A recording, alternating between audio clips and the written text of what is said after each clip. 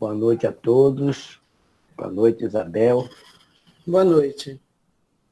Recomendações aí ao amigo, os amigos do Instituto Kardecista, viu? Obrigada. Seja bem-vinda a esse trabalho dessa Casa de Luz de Oração Chico Xavier. Então vamos buscar a sintonia com o Pai espiritual, o nosso Mestre Jesus, a equipe espiritual dessas duas casas, Instituto Kardecista da Bahia, com a sala de estudo Chico Xavier, para que possamos envolver os nossos melhores ideais nesta noite de hoje. Nós vamos tomar contato mais uma vez com o conteúdo do Evangelho, livro que é a bússola de nossas vidas. E que esses amigos espirituais possam envolver a nossa irmã Isabel nesta noite de hoje, que ela fique sintonizada com o trabalho da noite de hoje, que os amigos espirituais envolva e inspire, para que ela possa nos dar mais uma lição do Evangelho para os nossos aprendizados, todos aqui presentes. Assim, Senhor, só temos que pedir e agradecer por mais uma noite de estudo em nossas vidas. Que a paz, o amor e a misericórdia esteja hoje e sempre conosco. E ilumine a mente e o coração da nossa irmã Isabel. Muita paz, que a gente possa ter mais uma noite de estudo que venha iluminar os nossos espíritos. Paz sempre nos nossos corações. Obrigado, Senhor. Boa noite a todos da sala de estudos Chico Xavier. Boa noite a todos os meus amigos que eu aproveitei e distribuí o link hoje. Aqui nessa sala nós temos pessoas de Brasília, de Juazeiro, daqui de Salvador, de Itapiranga, e daí vocês de Santo Amaro e do povoado de Pedras. Então, estou muito feliz por estar aqui. Eu sou Isabel, falo aqui de Salvador, sou trabalhadora do Instituto Kardecista da Bahia, que se situa aqui no Centro Histórico, no Pelourinho. Alberto disse que já esteve em nossa casa e eu estava conversando com ele que o Instituto está se preparando para o centenário em 2023. Durante esse período de pandemia, entre 2020 e 2021, nós aproveitamos e fizemos uma reforma na casa, porque o casarão é antigo, como ele lembrou, escadas de madeira, o assoalho, o teto, tudo de madeira, e o cupim nos visita de vez em quando. Então, o Instituto passou por uma reforma, mas já estamos funcionando com as portas abertas. Estamos apenas com as doutrinárias ainda virtuais, porque, como está acontecendo aqui nesse momento, o alcance da plataforma virtual é magnífico e a gente tem que aproveitar a oportunidade de falar virtualmente e alcançar as pessoas em diversos pontos, em diversas cidades. E isso foi um ganho para a doutrina espírita, porque a gente pode falar de nossa própria casa para cada pessoa, onde quer que ela esteja. Em segundo lugar, quero agradecer pelo convite e nós vamos, então, começar a nossa reflexão da noite sobre o Evangelho segundo o Espiritismo, a fé humana e a fé divina. Está lá no capítulo 19, Evangelho segundo o Espiritismo, e vamos começar fazendo algumas reflexões, porque a gente não tem como definir a fé. Faltam-nos palavras para definir fé, mas nós compreendemos e podemos até dizer que sentimos a fé em nós. Então, uma maneira de definir seria colocar o entendimento como uma força que nasce em nós, com a nossa própria alma. É uma certeza instintiva da existência de Deus. Quando eu trago uma certeza instintiva, é algo que já está inato em nós, espíritos, essa certeza da existência de Deus. É uma fé. Isso pode ser denominado fé. Embora a palavra fé seja tratada muitas vezes dentro dos círculos religiosos, dentro de algumas das denominações religiosas, e foi, assim, agregada aos valores doutrinários e litúrgicos de cada religião, ela ficou um pouco confusa em relação ao seu conceito propriamente dito, porque a fé existe independente dos rituais religiosos que o indivíduo pratique. A fé é algo instintivo nosso, do espírito imortal, a certeza da existência da divindade de Deus. A doutrina espírita fala que a fé inabalável é somente aquela que tem condições de encarar a razão em todas as épocas da humanidade. E isso é muito interessante, porque nós que somos espíritas sempre ouvimos falar desta maneira. A fé inabalável é somente aquela que vai encarar a razão, trazendo-nos um conceito, vamos assim dizer, de uma fé raciocinada, uma proposta de uma fé raciocinada em contrapartida de uma fé cega. E eu vou, daqui a pouco, mostrar a diferença entre uma coisa e outra. Então, a doutrina faz o convite para que a gente estabeleça essa relação com a fé de uma maneira racional, mas não é que seja de uma maneira fria. Uma maneira racional significa que se pense, que se analise, mas também que se dedique à proposta maior do Evangelho, que é do amor ao outro, que caminha conosco, de amar o próximo. E também a doutrina faz aquela recomendação, amai-vos e instruí-vos. Então, é interessante como o Espiritismo traz, amai-vos, quer dizer, é uma lembrança para todos nós espíritas, que tem que ser diariamente, e instruí-vos. São dois verbos que devem caminhar juntos, a instrução e o amor, a dedicação ao amor maior, que já vem sido proclamado por Jesus há muito tempo. A humanidade recebeu de presente Jesus, que é a expressão maior do amor de Deus, para nos ajudar nesse processo de redenção, de aprimoramento. Então, Jesus é o nosso modelo, é o nosso baluarte, é o nosso presente, é aquele que vai servir, serve de parâmetro para a nossa caminhada.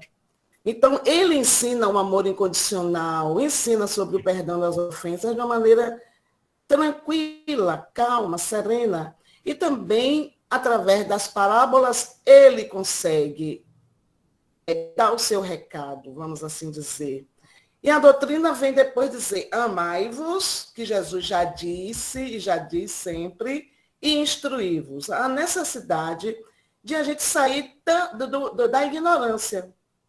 A instrução vai nos ajudar a esclarecer os fatos, a esclarecer os pontos. E alguém pode estar se perguntando como que podemos conectar o fato de uma fé raciocinada, se viemos de experiências de fé cega, se já tivemos uma educação que nos levou, a grande maioria de nós, a profetizar uma fé inquestionável, uma fé cega. Então, a gente pensa também que é impossível que se concretize uma realização sem uma atitude positiva de confiança. Todos nós aqui experimentamos o realizar algo, alguma coisa, dentro da vida material mesmo. Mas para que a gente consiga realizar, a gente precisa organizar, planejar e também ter uma atitude positiva de confiança. O que seria, então, essa atitude interna positiva de confiança? Não é uma espécie de fé natural, vamos assim chamar.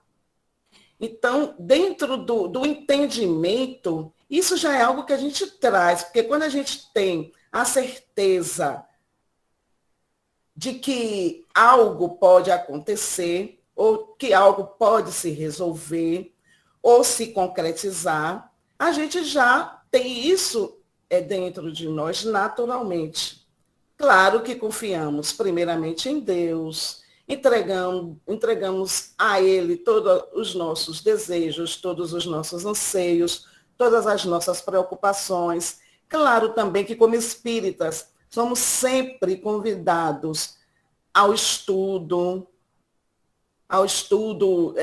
incessantemente, porque através do estudo vamos suprir a necessidade do instruí-vos.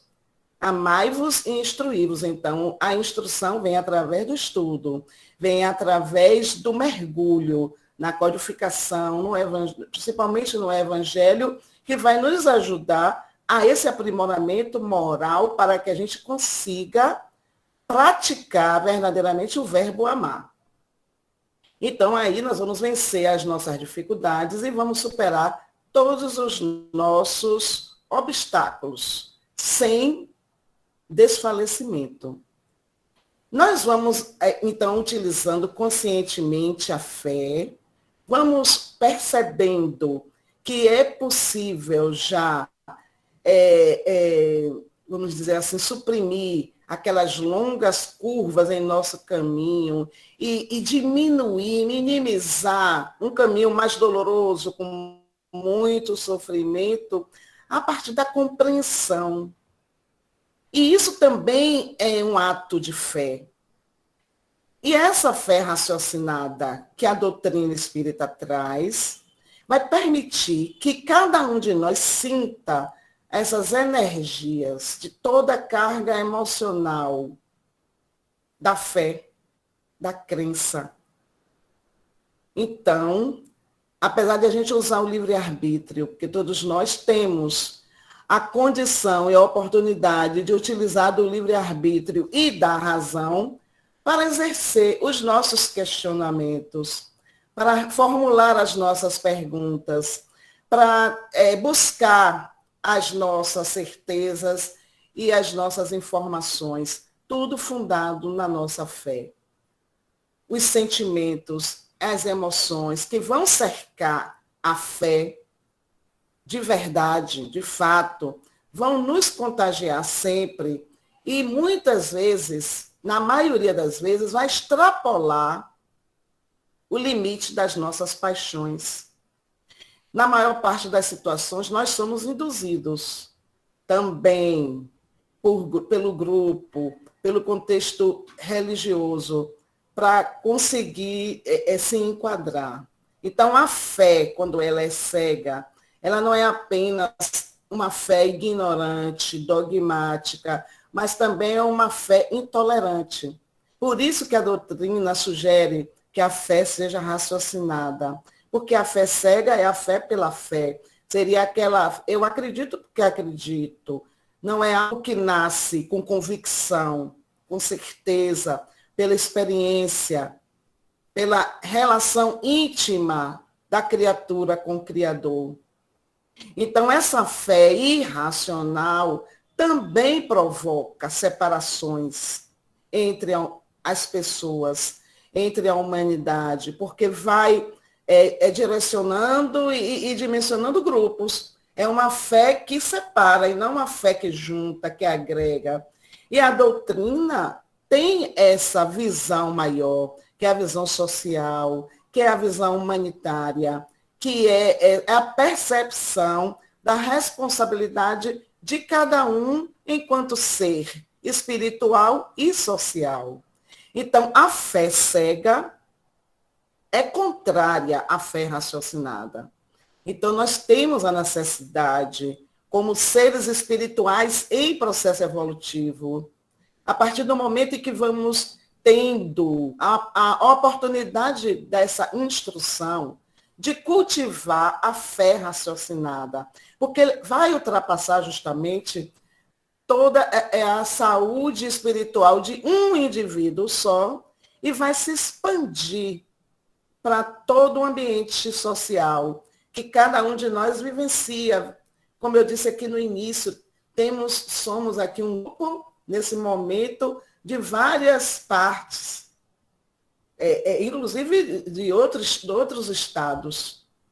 Então, a fé raciocinada nos dá essa condição da expansão, essa expansão saudável dessas relações interpessoais.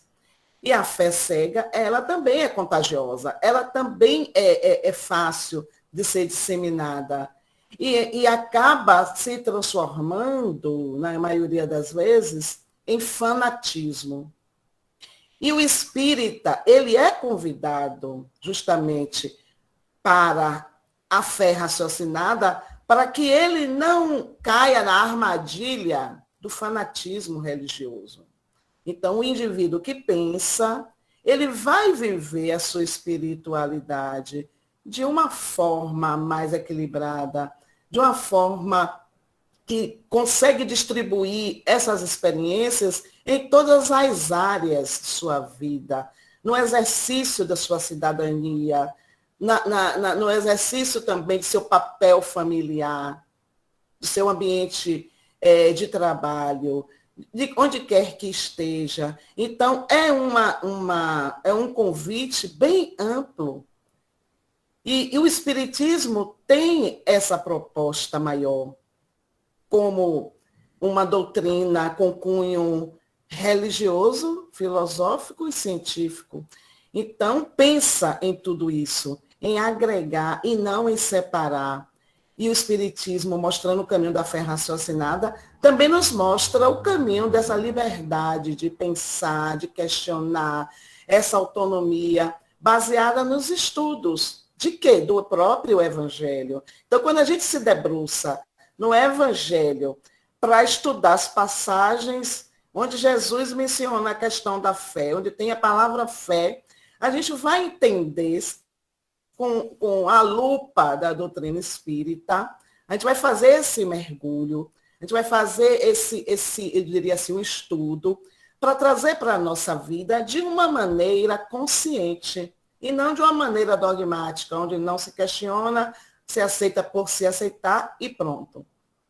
Então, a fé raciocinada é o ato de pensar, de refletir sobre tudo que vivenciamos, sobre tudo que acreditamos e respeita também o nosso livre-arbítrio e respeita o livre-arbítrio do outro, porque também conseguimos olhar o outro de outra maneira. E nós vamos usar a razão e vamos ali, através da razão, construir uma fé inabalável. E olha o que eu disse antes, a fé inabalável, ela consegue enfrentar todas as épocas. Ela não termina, ela não fica superada. É uma fé que vai acompanhando o progresso. O progresso de quem? O nosso progresso.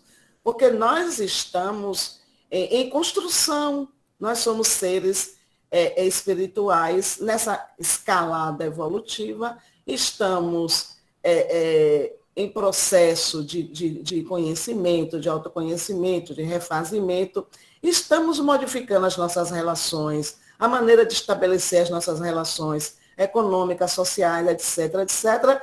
Isso é progresso. Então, essa fé inabalável tem condições de acompanhar tudo isso, sem ficar ultrapassada. E no Evangelho fala sobre o poder da fé. E Jesus diz em uma passagem a seus discípulos o seguinte: em verdade eu vos digo, se tivesseis a fé do tamanho de um grão de mostarda, diríeis a esta montanha, transporta-te daí para ali, e ela se transportaria e nada vos seria impossível. Quem lembra dessa passagem, ou quem quiser depois pegar o Evangelho para ler o contexto todo, o que estava acontecendo, aquele momento em que os discípulos não conseguiram realizar uma cura. Então, foram até Jesus e perguntaram por que os discípulos não tinham conseguido concretizar, finalizar aquele processo de atendimento. E Jesus responde dessa maneira. Se eles tivessem... Mas quando Jesus fala para os discípulos, ele fala para toda a humanidade, inclusive para nós que estamos aqui agora. Ele se dirige para os discípulos e as palavras ficam. E as palavras de Jesus ainda não passaram, ainda continuam presentes no nosso consciente, no nosso inconsciente também coletivo, porque não estão ultrapassadas. Olha o que é que ele diz para os discípulos. Se tivessem fé do tamanho do grão de mostarda. Eu nunca vi um grão de mostarda pessoalmente, só por pesquisa em internet. E já vi que é muito pequeno. E ali ele faz essa comparação, como Jesus sempre usa uma linguagem muito rica de comparações, de imagens, de metáforas, para justamente fazer com que quem escuta raciocine. É esse o objetivo. Olha aí o raciocínio, a palavra novamente, fé raciocinada. Então, quando Jesus fala, ele está sugerindo que faça-se essa reflexão de que tamanho é esta fé. Quer dizer, não é nem do tamanho do grão de mostarda, porque se fosse, poderia dizer, transporta essa montanha daqui para ali. E muita gente até hoje pensa que seria montanhas mesmo físicas, né? Transportar daqui para ali. É como se fosse um transporte, uma mágica. E no Evangelho, segundo o Espiritismo, a gente vai também compreender que montanhas são essas que vão ser transportadas. Todo mundo só imagina aquele monte. Poxa, transportar uma montanha é impossível. Mas Jesus fala desta maneira ilustrativa para mostrar que nós temos essas dificuldades internas, que são as nossas montanhas que estão dentro de nós. São as nossas resistências, as nossas dificuldades, que são, assim, exemplificadas com a nossa má vontade, com o nosso orgulho, a nossa dificuldade em ser melhor, em ser mais compreensivo, em ser mais tolerante. Então, as montanhas que a fé desloca em nós são essas montanhas que estão precisando ser deslocadas, trabalhadas, modificadas, para que a gente possa avançar. Então, essas montanhas são todas aquelas imperfeições morais que ainda existem em cada um de nós e que nos impedem de fazer, inclusive, curas. E aí alguém pode estar se perguntando, mas eu tenho condição de fazer curas? Eu posso curar? A gente pode curar, olha só, a gente pode sim, mas a gente ainda não tem condição, ou temos condição parcialmente, justamente por causa de tudo isso que ainda atrapalha. Então, nesse trecho do Evangelho, os discípulos voltam até entristecidos, porque eles estavam sendo impedidos, naturalmente, por ainda imperfeições pessoais, que não conseguiam avançar no atendimento ao irmão. Nós temos condições de avançar a partir do momento que deslocamos essas montanhas. Deslocamos, mas não para dizer assim, vou fazer com que desapareça como um passe de mágica. Obviamente que é um trabalho de lapidação de todos os dias. É algo que precisa esforço e vontade. Então, olha só quanta coisa desse versículo que está lá no Evangelho. Se tivesse esfera o tamanho do grão de uma mostarda, estaríamos deslocando em nós as nossas imperfeições morais, estaríamos sendo agora pessoas bem melhores, estaríamos então vivendo bem melhor, estaríamos em total harmonia com as pessoas com quem convivemos e também com o ambiente. Teríamos mais consciência planetária, teríamos mais consciência social, seríamos pessoas mais avançadas moralmente, espiritualmente falando, teríamos condições de efetuar uma autocura, porque o que é a cura? É o deslocamento dessas montanhas, porque tudo isso, vingança, desejo de vingança, de raiva, raiva em excesso, emoções descoordenadas, desestabilizadas, provocam doenças no corpo físico também. Quantas doenças emocionais aparecem em nós que a medicina hoje já consegue, inclusive, sugerir tratamentos alternativos, são chamados de tratamentos alternativos. Eu nem gosto de dizer alternativo, por quê? Porque somos seres integrais, nós não somos somente matéria. Se somos espíritos, seres espirituais, passando uma existência, uma vivência, uma experiência no corpo, tudo que está mal resolvido vai interferir na saúde integral. Então, na saúde física, na saúde emocional e na saúde espiritual. Então, o deslocamento dessas montanhas a partir da fé ajuda na cura. A fé sincera e verdadeira é sempre calma, faculta a paciência que sabe esperar, porque vai ter um ponto de apoio na inteligência, na compreensão das coisas, porque vai ter a certeza do objetivo que vai ser chegado. Quando eu falo de cura, as possíveis curas, todas as passagens de curas no Evangelho, com os discípulos ou com Jesus, Jesus sempre diz o que no final? Tua fé te curou. Eu estava lendo, refletindo hoje, a passagem do Evangelho daquela mulher que sangrava incessantemente, a hemorroíça. Ela dizia, diz o texto do Evangelho, que ela sangrava há anos. Quer dizer, hoje a gente entende que um sangramento assim pode ser comparado a um câncer de colo de útero, uma hemorragia intensa. Ela se esvaía em sangue. E ela tinha fé.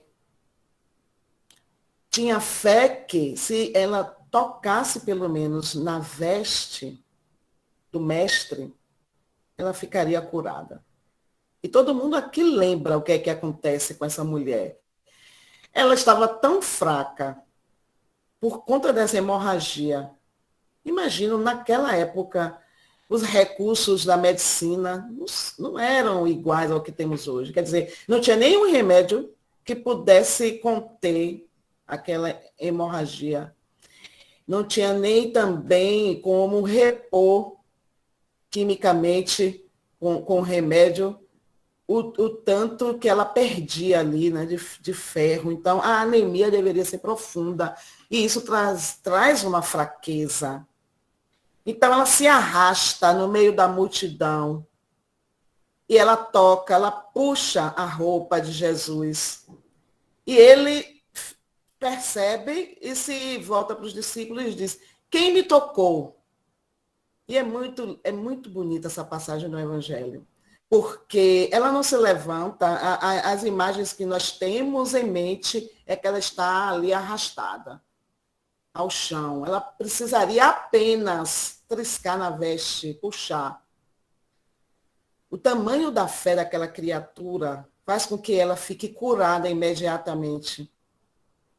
E até que os próprios discípulos dizem, mestre, perguntas quem te tocou no meio de tanta gente, imagine, um aglomerado de pessoas, e Jesus perguntando quem tocou. Foi isso que ele escutou como resposta do discípulo. Aí ele responde o que, Jesus? Ele diz, eu senti sair de mim. O quê? Ele sente sair dele o fluido, a energia da cura. E aí depois ele diz para ela, foi tua fé que te curou. Depois que a reconhece ali no meio daquela multidão. Jesus não impõe a mão sobre aquela mulher. Ele não tem nenhum ritual naquele momento de cura. Ele não se coloca diretamente para uma cura. Ele não foi pedido a ele, me cure, Jesus. Ela, com a fé que possuía, vai até o mestre e consegue a cura. Ele diz, eu senti sair de mim o fluido, a energia da cura. Olha só que coisa magnífica. Então, a fé que aquela mulher possuía efetua a cura no corpo físico adoecido. Então, esse poder da fé se demonstra de modo direto e especial na ação magnética. Esse magnetismo, por seu intermédio, por ação desse magnetismo, nós também podemos atuar sobre o fluido. Por isso que eu disse antes, que todos nós, se tivéssemos essa consciência, se tivéssemos a fé do tamanho do grão de mostarda, nós conseguiríamos também atuar sobre os fluidos. Porque as curas e os milagres de Jesus, a doutrina espírita explica justamente como essa manipulação fluídica. Mas Jesus é o Espírito puro, Jesus é o Mestre de Nazaré, é o Espírito mais evoluído que temos notícia. Então, para ele, era fácil. Para ele é fácil. Para nós é muito difícil. Porque Jesus já é um ser perfeito. Ele não tem dificuldade nenhuma. Ele não precisa trabalhar nenhuma imperfeição moral como nós ainda precisamos. Então, se conseguíssemos a fé do tamanho do grão de mostarda, conseguiríamos, todos nós que estamos aqui agora, fazer essa manipulação fluídica. Porque nós estamos imersos no fluido cósmico universal. Esses fluidos levam nossos pensamentos até Deus. Daí vem o poder da oração. É o nosso meio de comunicação com os espíritos superiores, que escutam os nossos pedidos, mas precisam da nossa fé, da nossa vontade. A fé vem justamente aí, que é esse impulso que nós damos aos nossos pedidos, aos nossos desejos mais íntimos. Isso aí vai movido, é uma coisa individual. E precisa dessa energia e desse impulso. Então, todos teríamos condições de modificar as qualidades desses fluidos, naturalmente. E daríamos, assim, esse impulso que seria irresistível, que seria curativo. E não teríamos as doenças que temos, que passamos, que sofremos. Daí decorre que esse grande poder fluídico, ele também recebe a força da fé, essa força da vontade que é dirigida para o bem, quando é dirigida para o bem, vai operar fenômenos, vai fazer o que nós chamamos, durante muitos anos, e que só agora com a doutrina já sabemos que milagre não existe, mas dizemos ainda, isso foi um milagre.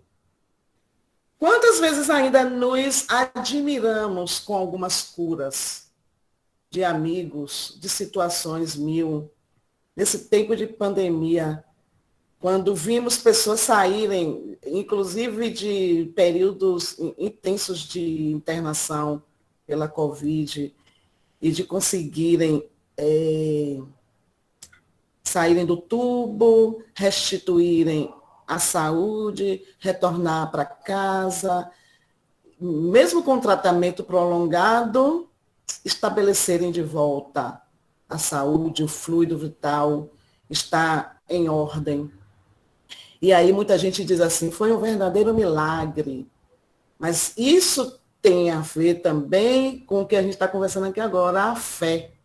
A fé, a força da oração. Lógico que temos aqui também que ver a necessidade e o merecimento de cada pessoa de continuar ou não, e a necessidade de continuar ou não encarnado. Mas eu não estou tratando agora dessas questões de tempo de encarnação de cada um, mas eu estou dizendo que muitas vezes até os espíritas se admiram com coisas que acontecem e dizem, não, a única coisa que eu posso dizer é que são milagres. Mas a gente precisa, então, também compreender que o milagre é explicado a partir do ponto de vista espírita, da possibilidade da manipulação fluídica, que é o que Jesus faz. A manipulação fluídica em favor da cura de quem chegava até ele. Mas ele sempre dizia, a tua fé te curou, porque a fé, a vontade, o desejo imenso, a certeza da cura, favorece a cura. Estabelece um padrão vibratório elevadíssimo. E ali favorece a manipulação fluídica. No Evangelho segundo o Espiritismo, também, nesse capítulo, tem as instruções dos espíritos, e é justamente lá que está o texto da fé humana e a fé divina. Mas antes da parte que é lá nas instruções dos espíritos, tem a fé, que é mãe da esperança e da caridade. Quem vai ler o capítulo todo vai encontrar lá a fé, mãe da esperança e da caridade. E tem assim, a esperança e a caridade são corolários da fé, e formam com esta uma trindade inseparável. Quer dizer, fé, esperança e caridade, elas andam juntas. Olha aí, ter fé não é ter esperança e não é ter certeza do amor infinito de Deus, porque a caridade é a expressão máxima do amor. Então, fé, esperança e caridade. Não é a fé que vai facultar a esperança na realização da misericórdia divina. Não é a fé que vai nos dar a certeza de dias melhores no futuro, mesmo ainda passando por dificuldades hoje, no presente. Quem tem fé não vai ficar com seus pensamentos mais fortalecidos, não vai ter uma saúde melhor para enfrentar as dificuldades do dia seguinte, mesmo em tempos difíceis, como esses que estamos atravessando. Ninguém está dizendo que são tempos fáceis, materialmente falando, de muita carência, muita fome, muita miséria, muitas doenças, muitas epidemias agora, doenças que estavam erradicadas, retornando para se instalarem entre nós novamente. Desafios para nós que estamos encarnados no século XXI, momento de colocar em prova a nossa fé. como nós vivenciamos esses 2 últimos anos. Estamos passando pelo 3º ano da pandemia. 2020, 2021, 2022. A palavra ainda é pandemia. Ainda não mudou. Apesar de os governantes acharem que não devem mais isso nem aquilo. Mas o que a gente sabe pela ciência, aí é que vem a questão da instrução, que a gente não pode abrir mão da notícia científica. A gente não pode colocar uma fé cega no futuro se a gente não tiver os pés no chão. Então, o que é que eu preciso fazer? Eu tenho que fazer. Eu não posso esperar que as coisas aconteçam por si só. Ou lançar para o universo meus pedidos, meus desejos, que tudo passe de uma noite para um dia, porque não passa. Escutei algumas pessoas que estavam orando durante esses 2 anos para que a pandemia desaparecesse. Pela lógica, isso é um pedido impossível. O vírus desaparecer. A pandemia vai se transformar em epidemia, em endemia. Ela vai minimizar. Os casos vão continuar, sim. Então, eu não posso fazer a minha prece pedindo que o vírus da Covid desapareça de uma noite para um dia. Porque eu estaria com uma fé cega nesse momento, porque isso não vai acontecer. Eu tenho que pedir a Deus os meios para enfrentar a situação, para que a gente consiga um raciocínio lógico, claro, evidente, e que a gente consiga pensar não somente na nossa cidade, na nossa família, mas na questão também do nosso país como um todo e da humanidade. Porque escutei recentemente, enquanto nós estamos já na dose número 4, para quem tem mais de 65 anos, há locais na África que estão sem vacina. Então, como é que fica? Somos privilegiados? Não podemos prosseguir desse jeito, sem olhar para a África, por exemplo. Então, essa questão da fé passa por tudo isso. Eu não posso pedir a Deus que acabe a Covid. Eu tenho que pedir a Deus que nos dê meio, suporte para enfrentar o que há, porque o que há é o que precisa ser enfrentado por cada um de nós. Nada é por um acaso, a gente já sabe disso, pela lei de causa e efeito. Tudo que estamos vivenciando, um dia nós tivemos ou efetuamos a causa de uma maneira ou de outra. Estamos colhendo o que plantamos. Então, precisamos colher com dignidade. Precisamos colher também com resignação, com resiliência. E aí a fé ajuda bastante, porque eu não posso me desesperar. Eu preciso ter consciência e saber a dimensão da minha fé. Daí a fé caminhar junto com a esperança. E também ser expressão da caridade, porque eu preciso pensar naqueles irmãos que não têm vacina, que não receberam nem a 2ª dose. E a ciência já diz, enquanto a gente não conseguir vacinar 80% da humanidade, não é 80% somente do nosso país, não. É da humanidade. A pandemia não deixa de ser pandemia. É por aí. E depois tem a fé humana e divina, que é outra instrução dos espíritos.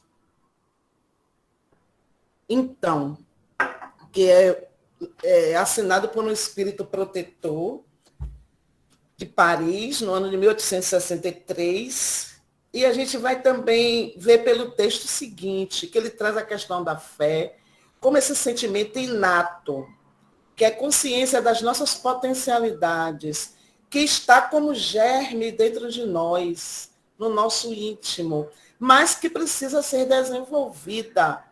E para que a nossa fé seja desenvolvida, é necessário que tenhamos vontade. A palavra é vontade. A fé não pode ser vista, mas ela ainda é vista apenas como uma potencialidade religiosa. Independente de ser religioso, de estar nesta ou naquela religião, todos nós temos fé. É algo nosso, intrínseco. Jesus, o Cristo de Deus, vem justamente mostrar isso, como eu disse, o poder da nossa fé. Então, o que nos falta ainda é o desenvolvimento de todas as nossas potencialidades. E essa vontade também, que não pode ser abalada por nossas imperfeições, que muitas vezes vacilamos, né? Escolhemos a porta larga, porque é mais fácil passar pela porta larga do que a porta estreita, que ele também chama atenção. Obviamente que a porta larga não tem aperto, mas a porta estreita que vai justamente fazer com que cada um vivencie, experimente o que precisa para passar adiante. Então, é necessário desenvolver a fé todos os dias, porque temos já as potências conosco. Já temos tudo conosco. Mas essa vontade, que ainda é pequena, por isso que ele chama atenção, precisa ter do tamanho do grão de mostarda, que é minúsculo. Então, a vontade de fazer, de avançar, a vontade de se modificar, a vontade de transpor as montanhas para desenvolver essa força que já está conosco. Que ninguém é deserdado do amor de Deus. Todos nós somos herdeiros do Criador. Ninguém é órfão. Todos nós somos filhos de Deus. Todos temos tivemos o mesmo princípio. Se estamos em condições diferentes, foi por causa das opções que fizemos. A largada foi lá, igual para todos. Mas precisamos compreender que mesmo estando diferentes temporariamente, o nosso destino final também é a comunhão com Deus. O nosso destino final é o progresso. É sermos seres elevados espiritualmente, é sermos espíritos puros. Então, estamos caminhando, estamos ainda trôpegos, vacilantes, mas precisamos mesmo intensificar essa vontade, não nos deixar abater diante das dificuldades. Eu sei que são muitas, cada um no seu canto, como diz no ditado popular, chora o seu pranto. Cada um sabe o que passa na sua própria existência. Mas isso não pode ser motivo de desânimo, de querer desistir, de lutar. Se a gente não consegue vencer todas as batalhas, a gente vai vencendo as batalhas menores. A gente não vai conseguir fazer a caminhada de uma vez.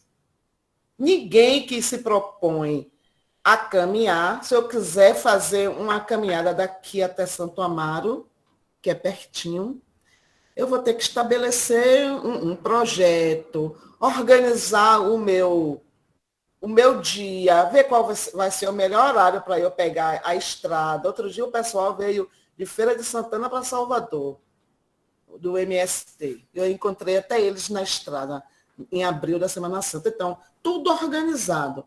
Tenho que me programar, ver qual é a hora que vou acordar para ir caminhar. E tenho que ver quanto eu vou caminhar cada dia. Eu não vou conseguir caminhar tudo em um dia só, daqui para Santo Amaro. Eu vou ter que ter a pausa, um momento de descanso. Eu vou ter que verificar se estou bem de saúde, fazer exames antes, aferir pressão todo dia, me hidratar, tomar cuidados, vestir uma roupa adequada. Eu vou ter que ver uma série de coisas para que eu consiga chegar no meu destino bem. Porque senão eu vou chegar em Santo Amaro ou nem vou chegar em Santo Amaro, fico pelo caminho mesmo. Não é verdade? Então, na vida é a mesma coisa. A gente não vai conseguir tudo de vez. A gente não vai conseguir transformar todas as imperfeições morais de uma vez. Mas tem algumas, tem muitas, que a gente já consegue identificar, mas que a gente precisa agora ter a vontade de trabalhar para poder transformá-las em perfeição em perfeição. Ou seja, porque somos perfectíveis. Essa possibilidade de transformar o que não está bom em algo melhor é inerente à natureza humana. Mas aí a gente precisa de vontade e a fé que vamos conseguir. Então, seja qual for a nossa interpretação, nosso relacionamento, a nossa vivência com Deus, nós precisamos acentuar em nós a confiança no bem, para a gente poder compreender também os desígnios divinos em nossa vida, para a gente poder compreender quando as coisas não saem como a gente planejou. Ao invés de ficar reclamando, blasfemando, a gente vai agradecer. Porque talvez aquilo ali não fosse algo bom para aquele momento. E a gente nem sabe o que é que vem agregado a tudo que a gente deseja. Porque, na verdade, a gente não sabe de nada. A gente só sabe o que a gente consegue perceber. E o que a gente consegue perceber ainda é muito pouco diante de toda a vida. Porque nós estamos passando por uma existência. Viemos de várias existências. Então, o que a gente consegue perceber hoje é o que está aqui ao nosso redor. São as pessoas com quem convivemos, são os problemas que estamos enfrentando e que muitas vezes, na grande maioria das vezes, a gente ainda pensa, ai meu Deus, comigo nada dá certo. Eu faço tudo direitinho, eu sou uma pessoa que não quero mal a ninguém. E por que que não dá certo? Então, isso tem sido questionamentos de muitos de nós. Será que foi que eu fiz? Será que eu joguei, ainda falamos assim, será que eu joguei pedra na cruz para estar sofrendo tanto? Então, isso também é uma maneira de reclamar, de não acolher, não aceitar. Porque, como somos seres espirituais e estamos agora vivenciando uma existência vindos de várias reencarnações, o que nós conseguimos perceber pela misericórdia divina, não lembramos o nosso passado, porque seria terrível se lembrássemos de tudo. Muitos ficariam até loucos. Então, pela misericórdia divina, olha aí o amor, a caridade para conosco, da divindade. Nós não vamos lembrar de tudo. Está aqui o seu pacote para essa reencarnação. Vamos vivenciar isso aqui. Então, o que a gente vê, o que a gente percebe e o que a gente sabe, até mesmo de nós, ainda é muito pouco. Por isso que a gente precisa prestar mais atenção. E a responsabilidade de quem é espírita, nesse momento e nesse contexto, é maior. Porque está ouvindo tudo isso, já leu tudo isso que eu falei aqui, tem a codificação chamando a atenção para o Evangelho, para as palavras de Jesus e explicando. Além de ter o Evangelho todo do Novo Testamento, temos a codificação explicando. Explicando por que estamos passando por dificuldade, explicando o que é reencarnação. Então, a nossa responsabilidade só aumenta, para que a gente não caia na tentação de deixar a fé lá embaixo, pequenininha, menor do que o grão de mostarda. Daí o convite de Jesus para que a gente possa transpor todas essas montanhas. Então, a providência divina está sobre todos nós, sobre todas as criaturas, sobre todo o planeta, sobre todo o universo. Então, o que é que nos falta? Falta a gente reconhecer esse presente de Deus, que é a oportunidade de estar aqui mais uma vez, oportunidade de aprender, de crescer, de exercitar a fé, porque a gente precisa, assim, exercitar para a gente crescer espiritualmente. A gente precisa orar diariamente, a gente precisa aprender a orar direito, a saber como se colocar diante de Deus de coração aberto. Aprender a agradecer, principalmente quando as coisas não andam como a gente gostaria. A gente precisa aprender a agradecer até as coisas ruins que nos acontecem. Então, quando Jesus nos recomenda também para orar em segredo, em secreto, se fecha no teu quarto e ora, é porque ele está ali recomendando não que eu vá até o meu quarto e feche a porta, para que ninguém escute. Mas ele faz também essa comparação. Se fechar no teu quarto, se feche no teu íntimo, se recolha e coloca para Deus de coração aberto. O que é que te preocupa? O que é que te tira o sono? O que é que você precisa? A gente precisa também pedir. Mas, além de pedir, obviamente, a gente tem que aprender a agradecer. Porque muitas vezes a gente só lembra de pedir e não lembra de voltar para agradecer. E também a gente precisa lembrar de louvar. Agradecer, pedir, louvar. Louvar pela criação. Louvar pela providência divina. Louvar porque estamos aqui. Oportunidade que muitos queriam de estar reencarnado nesse momento, mesmo com todas as tribulações, mesmo passando por uma pandemia, mesmo passando por 1000 problemas, mesmo estando doente, mas estamos aqui. Aproveitemos cada instante, aproveitemos cada dificuldade, aproveitemos a doença também. A doença está no corpo físico, não deixemos que ela se instale na alma. Vamos enfrentar tudo isso de uma outra maneira, porque a gente precisa aprender com cada oportunidade. É um chamado da doutrina para isso. Porque o nosso destino é evolução, mas a gente só vai evoluir quando a gente se dispuser a isso. É a história. Eu preciso chegar até Santa Amaro caminhando. Eu não vou fazer isso de um dia, uma noite só caminhando. Eu vou ter que estabelecer uma meta e vou um dia de cada vez. Mas eu vou consciente das minhas possibilidades, dos meus limites, e vou aumentando cada dia mais um pouquinho o que já posso fazer.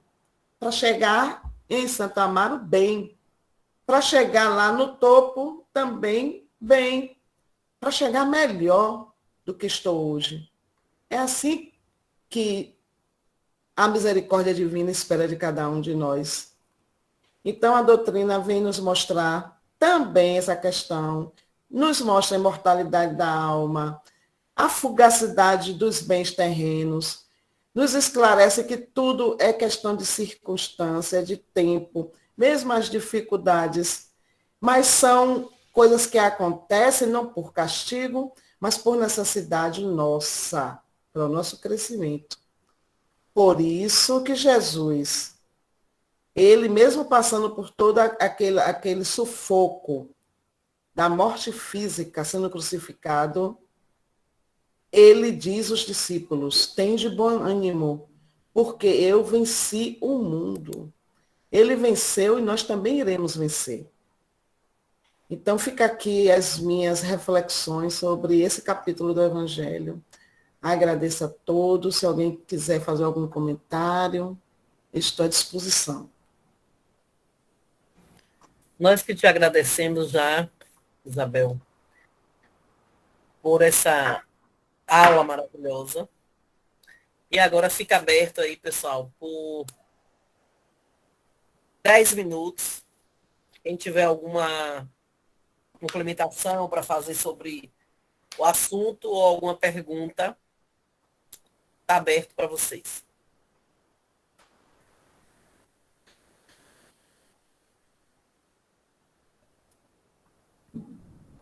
Vixe, ficou todo mundo mudo, Isabel, que bom. Tem um assunto que ninguém vai perguntar nada, tá todo mundo entendeu 100%. Será que é bom ou será que... Sinal de que você deu uma aula perfeita, tá vendo? Emudeceu todo mundo, ninguém tem nada para falar, ninguém tem nada a perguntar. E olha que esse pessoal aqui é tagarela igual a mim, pergunta. Eu sou um deles. Isabel, boa noite. Wilson Brasília, tudo bem? Tudo bem. A gente vê na parábola do grão de mostarda a implantação do reino do céu semelhante a um grão de mostarda, que o homem vai ali, toma a sementinha e lança no campo, o qual, na verdade, o grão de mostarda, como você colocou, é a menor das sementes. Mas depois dela crescida, é a maior das hortaliças. Eu não sei se vocês têm a curiosidade de ver um pé de mostarda. Um pé de mostarda é uma árvore, inclusive na parábola, ela fala que faz-se árvore de tal modo que até as aves do céu venham pousar nos ramos. E a colocação desse grão de mostarda, essa fé, é essa representação. Ela se faz pequena dentro dos nossos corações para depois ela se tornar grande. É como o reino dos céus que Jesus quer que a gente implante dentro dos nossos corações. Essa fé, ela é uma fé, como a gente fala dentro da doutrina raciocinada, ela é uma fé verdadeira, ela é uma fé estudada, ela examina, ela pesquisa. E eu achei extremamente salutar escutar você, Isabel, quando você pontua um dos pontos base da doutrina, que é a ciência, filosofia e religião. Se ela é uma ciência, nós, como espíritas, não podemos, de forma nenhuma, em nenhum momento, em nenhuma condição, desacreditar da ciência, como você colocou na questão de uma vacinação, doenças que eram erradicadas. Como fazer para nós espíritas implantar essa fé raciocinada dentro dos nossos corações, ainda endurecidos para algumas questões, Isabel, que não seriam mais pertinentes a nós espíritas, verdadeiros cristãos? E que pergunta difícil, Wilson, porque é um trabalho de todos nós. Diz que a gente só muda quando a gente sofre e quando a gente quer mudar. Então, o sofrimento leva a gente à mudança e à vontade de mudar. Então, quem não muda pelo sofrimento, muda porque tem a consciência da vontade de mudar. Não tem outro caminho. Por isso que, às vezes, a gente nas casas espíritas diz assim, a gente vem aqui pelo amor, pela dor, e a grande maioria de nós vai pela dor. A grande maioria vai pela dor. Buscar o conhecimento da doutrina. Se você for entrevistar cada um que chega, a grande maioria tem uma história de dor para contar e que quer compreender aquela dor e que muitas vezes até buscou em outros lugares essa compreensão e ainda está faltando esse entendimento, esse acolhimento. Mas a gente só muda quando a gente tem vontade. Eu não tenho uma outra alternativa. Porque mesmo sabendo o caminho, que pode ser racional, eu já sei que eu tenho que fazer isso. Se eu não tiver vontade de fazer, eu já entendi, mas eu ainda não faço. Então, a grande dificuldade está aí, porque é algo muito individual. Por isso que ninguém muda ninguém.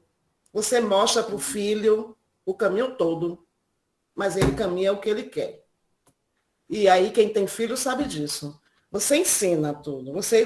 A gente diz que se a gente pudesse tirar as pedras do caminho para um filho nosso não tropeçar, não sofrer. Porque a gente, quando está mais velho, já sabe o caminho. E aí a gente, não, vou tirar para meu filho não cair. É bem assim, com Deus e a gente. Então, o caminho está pronto, sem pedra nenhuma para a gente tropeçar. Só que nós, como os nossos filhos carnais, eles querem dar os tropeços, eles não querem o nosso conselho, eles não querem nos ouvir e querem fazer segundo a própria cabeça. Quando eles começam a dar os tropeços, às vezes eles voltam. Assim mesmo a gente com Deus. Ah, meu Deus, eu sou teimosa, eu preciso, além de saber o caminho, eu preciso ter vontade de caminhar. Por isso que é difícil e por isso que a gente não consegue tudo em nenhuma encarnação só. Porque às vezes a gente consegue melhorar em alguns aspectos e em outros não. A gente consegue algumas coisas logo de imediato e outras são mais difíceis, porque estão tão enraizadas às vezes. São questões que já vêm conosco de muitas experiências anteriores e que a gente tem ainda uma trava ali, principalmente se for em relação a questões internas para avançar. Então, para a gente colocar tudo de uma vez, fica difícil. Por isso que eu disse que a questão de dar um passo de cada vez. A gente tem que ser exigente conosco, mais conosco do que com o outro. Mas a gente também precisa ter auto-amor. A gente precisa se conhecer, saber nossas fragilidades, saber o que a gente já consegue, ter autocuidado e auto-amor, para poder a gente conseguir também cuidar e amar o outro. Gratidão, Isabel. Boa noite, Isabel, Dirce. Boa noite, Dirce. É só um comentário, palestrou muito bem, é por isso que não tinha tantas perguntas, né? Mas eu acredito assim, sabe, grupo, Isabel, assim. Eu admiro aquelas pessoas que têm aquela fé fervorosa, mas tem muitas pessoas que não têm. Eu sou uma delas, que não tenho aquela fé fervorosa. Mas eu acredito assim, que Deus, na sua bondade, Ele também nos dá, sabe, Ele nos dá o presente de dar certas coisas na vida da gente também, porque Ele sabe que mesmo sem aquela fé fervorosa, nós temos o quê? Às vezes a gente tem boa vontade, a gente faz coisas que às vezes a gente não percebe, mas são coisas boas, tanto para a gente como para os outros, né? E sobre a pandemia, ela trouxe para mim, ela trouxe muitas coisas assim, hoje sou uma pessoa que tive Covid esse ano, e estou zerada nessa areia, mas ela trouxe para mim assim, um aprendizado muito grande. Coisas que eu fazia, que eu achava até tão interessante, hoje para mim já não tem sentido, assim, tanto quanto tinha antes. Mas eu acredito assim que temos que trabalhar a fé, porque todas as virtudes têm que ser trabalhadas. Fé, bondade, esperança. Mas eu acredito assim que com o tempo a gente vai chegar lá. Deus nos ama tanto que Ele sempre vai nos dar a oportunidade de sermos melhor e temos que querer também. Né? Porque não adianta só a gente falar e não fazer. Fé sem obra é fé morta. Nós já sabemos. Morta. Né? Sim, sim. Então, é isso. Eu acredito que seja por aí. Oi, Dirce. Tô com essa cara tô com essa cara de terça-feira, gente. Então é isso. É isso, disse. Interessante quando você fala assim que eu tenho uma fé pequenininha. Admiro que tem uma fé. A gente não consegue dimensionar a fé de ninguém, não, disse. Às vezes você pensa que tem uma fé pequenininha e a sua fé é imensa. Então, às vezes, o que a gente vê, essa expressão externa, né? O que a gente vê, às vezes, não é o que de fato é. Então, a gente não pode também sair medindo. Eu tenho uma fé maior do que a tua. Porque cada um tem a sua própria experiência, a sua própria história e a sua própria relação com Deus. Porque o nosso relacionamento com Deus, eu digo sempre, a minha experiência com Deus é uma experiência única. E cada um aqui tem uma experiência pessoal com Deus. E aí, o que acontece? Essa experiência é crescente. E ela vai se ampliando e vai aumentando também o nível e a qualidade da experiência com Deus. Olha aí, é o quê? A mostarda, é? Cadê? Isso. E é uma árvore linda. Comparado, gente, é porque a mostarda, na verdade, não é uma árvore, ela é uma hortaliça. Imagine, né? Alguém já viu uma hortaliça deste tamanho? Pois é. Ela não é bem uma árvore, ela é considerada uma hortaliça. Imagine o que Jesus pegou, então, para a nossa comparação. Que fantástico, né? A gente está acostumado a ver hortaliça bem pequenininha, né? Aí vê uma hortaliça deste tamanho. Sempre achei que mostarda era um tempero. Agora estou vendo que é uma árvore. Mas disse, é porque ela é uma hortaliça. Ah, tá. Sempre achei que era um cresce tempero. a esse ponto. Ah, tá. Tá vendo? Como é bom estar no grupo para aprender? Ah, minha filha, esse grupo a gente aprende tudo. Que maravilha. Pronto, quem não tinha visto a árvore de mostarda, agora uma árvore de mostarda já viu. Dona Isabel, eu queria saber sobre o seu conceito, a diferença da fé divina e a fé humana, na sua posição. Na verdade, o que é que a gente traz aqui? A fé humana, essa fé limitada, né? Mas toda fé, na verdade, é divina.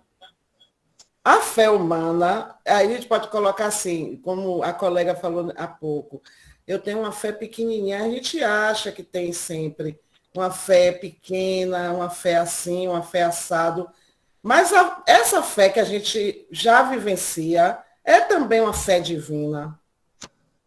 Entende? É uma fé divina. A fé humana é uma fé divina. Não existe essa... É uma espécie de fé divina. Agora, é a manifestação da fé em mim, no ser humano.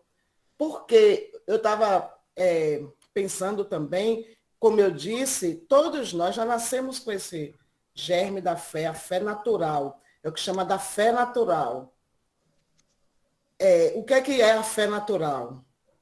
Hoje aconteceu aqui em Salvador, não sei se vocês viram, o descarrilhamento do metrô, e houve um pequeno acidente. Ainda bem que não teve ninguém ferido assim, gravemente. A fé natural faz com que eu entre no metrô e não fique preocupada se o metrô vai funcionar ou não. É a mesma coisa. É uma fé natural. Eu não estou preocupada saber se fizeram a manutenção, se não fizeram. Eu confio. E é um exemplo que eu estou dando. A fé natural já vem com você. Você confia que entrando no elevador, o elevador vai te colocar no outro andar e não vai parar com você. E se faltar luz, aí é uma coisa externa. A fé natural não vai fazer você chegar toda vez que vai pegar um metrô e inspecionar se aquilo ali está funcionando direito, porque você confia. Isso a gente não nem pensa, é naturalmente, você vai vivenciando. A fé divina, a nossa fé já é uma fé divina. É porque a gente não percebe a dimensão do que a gente consegue já fazer também. Tanto que quando eu digo que se a gente tivesse a fé do tamanho do grão de mostarda, nós conseguiríamos manipular os fluidos. Quando a gente faz o evangelho no lar, que a gente está em oração, a gente coloca água, a espiritualidade vem e fluidifica. Nós também conseguiríamos pegar um copo de água e ir, através de uma manipulação, magnetizar a água. Nós. Então, é um trabalho que a gente ainda está em fase de aprendizagem. A gente consegue fazer a imposição das mãos através da oração. Os espíritos vêm nos ajudam, sim, mas também tem ali o emprego da sua energia, quer dizer, é algo que já vem de você também.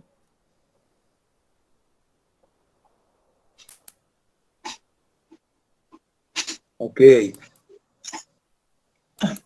Isabel, a gente só quer realmente agradecer por tantos esclarecimentos, com tamanha simplicidade, tamanha, vamos dizer, sabedoria e conhecimentos profundos da questão do Evangelho, né, das obras de Jesus e das nossas experiências. Você se colocou aí numa condição, vamos dizer assim, abençoada, por transmitir assim com tanta certeza, firmeza, segurança, e que nos deixou realmente pensativos.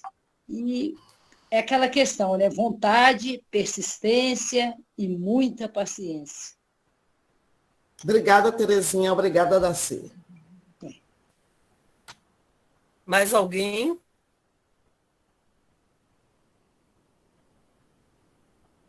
Bom, já que ninguém... Fernando hoje vai ficar quietinho, já que ninguém mais vai fazer nenhuma pergunta. Quer falar alguma coisa, Fernando? Liga o microfone. Obrigado.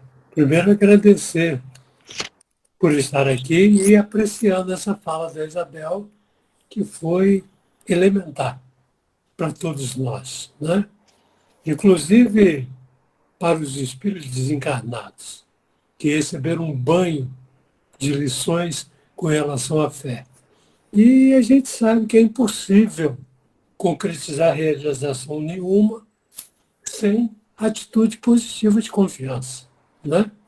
Então a gente tem que se guiar por essa confiança em Deus, em nós mesmos, e a certeza de que a fé é fundamental para o nosso crescimento, né? Joana de Ângeles nos diz o seguinte, que a fé que não produz é semelhante à lâmpada aparatosa, aquela que não esparge claridade. Quer dizer, é inútil, né? Então a gente tem que se conscientizar. E eu peguei uma outra fala de Joana, dizendo o seguinte, só a fé que te vitaliza, graças ao Espiritismo, oferece força e alento para uma religiosidade atuante e salvadora. Porque a fé, segundo Joana de Ângeles, é uma necessidade espiritual, do qual não pode o espírito humano abrir mão, deixar para lá, não dá valor. Por isso que a fé é natural, conforme você colocou. Ela precisa ser natural. E temos que nos fortalecer nessa naturalidade compreensiva, né? E não ter medo, como o caso que você citou do metrô, na verdade, tem que confiar. É o que nós temos que fazer, confiar. E seja o que Deus quiser. E a gente segue em frente com fé. Obrigado, hein, Jaceira? Obrigado a todos. Nós aqui agradecemos, Fernando, sua participação. Bom, então nós chegamos ao final Eu queria só fazer uma colocação em relação à fé, porque hoje eu estava falando com meu neto exatamente sobre isso, né? A fé é uma coisa muito impressionante, porque, assim, Isabel falou sobre cura pela fé. E a gente falando sobre impor as mãos, sobre o dom de cura. E eu falando para ele que quando você não está aberta a receber, quando você não está exercitando a sua fé, porque não adianta, por exemplo, eu impor as minhas mãos sobre Fernando para orar por Fernando, para Fernando obter uma cura e Fernando está com o coração fechado, está sem fé. Eu estou fazendo aquilo ali e Fernando está assim. Ai, meu Deus, lá em casa tem não sei o que para eu fazer. Ah, amanhã no trabalho. Fernando está totalmente disperso, entendeu? Ao invés de estar neste momento exercendo a sua fé, é praticamente inútil. A gente sabe que não é inútil, né? Porque nenhuma oração fica sem uma resposta, por mínima que seja. Então, assim, é uma coisa muito importante a gente lembrar de exercer a nossa fé. Né? Porque geralmente a gente fala, eu tenho fé, mas até que ponto você exerce essa fé? É da boca para fora ou está no seu coração realmente? É uma coisa que você pratica com constância, né? Porque muitas vezes também a gente fala assim, eu peço a Deus e nunca recebo. Mas você pediu com o quê? Da boca para fora ou com a sua fé, né? Porque isso é muito importante, a gente aprender a exercitar a nossa fé. A fé é natural, a gente não tem dúvida disso, mas ela precisa ser exercitada para que assim ela se fortaleça diariamente. Essa é a minha humilde opinião sobre o assunto. Uhum. Eu concordo com você, porque com relação à fé, e em cima da sua fala, nós tivemos numa reunião mediúnica ontem, e do qual eu participo como aluno, como aprendiz. Né? Então, foi pedido que se fizesse uma prece em favor dos companheiros desencarnados suicidas. E a pessoa que proferiu a prece com tanta fé que deu presença de 2 suicidas. A fé, né? A fé no pedido, a fé no desejo de amenizar a situação. E como eu aprendi ontem. Né? Realmente. É maravilhoso, né? Quando a gente exerce a fé. Pois é, então nós chegamos ao fim. Isabel, eu quero te agradecer mais uma vez. Nós só temos a te dizer gratidão, gratidão e gratidão pela sua participação. Foi muito boa a sua explanação toda sobre o assunto. Né? Tanto é que você vê quando nós abrimos a palavra, todo mundo praticamente emudeceu, porque foram muito poucas, porque tem dia não que a pessoa que dê a palestra não seja bom, mas tem dia que quando termina o pessoal está fervilhando de dúvidas, né? E hoje ficou assim bem esclarecido o assunto, então nós te agradecemos, te convidamos já de antemão para uma próxima oportunidade você estar aqui conosco. Virtualmente, né? Virtualmente ou presencialmente, completamente. Querida, no dia que você vier na sala de estudo, você vai querer vir toda semana, todo domingo. Que bom. É pertinho. É um cantinho assim, delicioso, né? É um sítiozinho assim, gostoso, maravilhoso, a energia muito boa. Que bom. Viu? Então, no dia que você vier conhecer, quem já conhece aí pode lhe dizer, né? Se possível, eu queria estar aqui todo final de semana. Isso é bom, vamos nos organizar. Eu que agradeço também. Vamos, sim. Muito obrigada. Nesse momento, o Valentim vai fazer a prece final para a gente, certo? E também quero agradecer a presença de todos vocês. Muito obrigado por estarem aqui conosco. Joselita, o pessoal que é novo, se quiser continuar participando, é só mandar o WhatsApp para mim, que eu coloco na nossa lista de transmissão. Aí vocês vão receber o link toda terça-feira. Nós, na quinta, temos o estudo do Livro dos Espíritos. E na sexta, nós temos o estudo sobre Joana de Anjos. Todos eles virtualmente. Sejam bem-vindas para participar de qualquer um deles. e está aqui conosco sempre. Para quem quer participar na terça-feira, o link é o mesmo. Então, se por acaso a gente esquecer de mandar o convite, é só ir lá e entrar nesse mesmo link. É sempre o mesmo link no Meet, não muda. Então, vocês estão já com o link na mão. Sejam sempre bem-vindas. Valentinha, a prece é com você, meu querido. E quero te pedir desculpa, viu, Isabel? Na hora de lhe apresentar, minha internet caiu. Tá? Eu acho que o Alberto deve ter percebido, deve ter feito isso. A minha internet simplesmente caiu aqui. Aí quando eu voltei... Nem percebi, mas eu me apresentei, falei tanta coisa. Tá bom. É porque geralmente depois da prece a gente lhe apresenta e pede para você fazer a apresentação e minha internet simplesmente desligou tudo aqui. Tá bom, minha querida. Pronto, Obrigado. Valentinha, todo seu. Antes, eu quero agradecer a nossa irmã Isabel, bem como a todos que tiveram a felicidade de se fazer presente, não só os encarnados, como também os desencarnados, participando deste banquete espiritual maravilhoso. Deus, Pai de infinita bondade e amor, nós vos agradecemos com todo o nosso entendimento, com todo o nosso amor, por esta oportunidade de aprendizagem divina. É sempre bom a oportunidade de conhecermos um pouco mais desta doutrina de amor.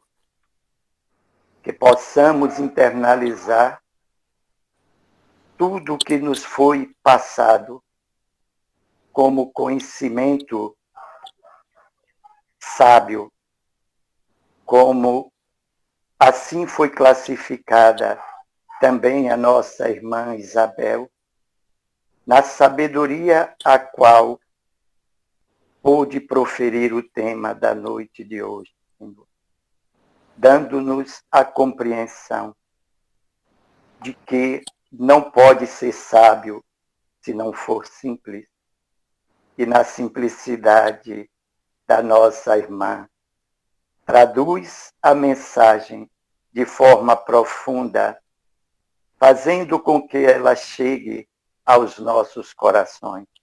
Como disse, que possamos, ó Pai, internalizar e aplicar na prática do dia a dia, através do amor ao próximo e da caridade propriamente dita, para potencializar assim a nossa fé e fazê-la transpor de semente para esta apresentação de árvore frondosa que abrigará a cada um daqueles que dela necessitar.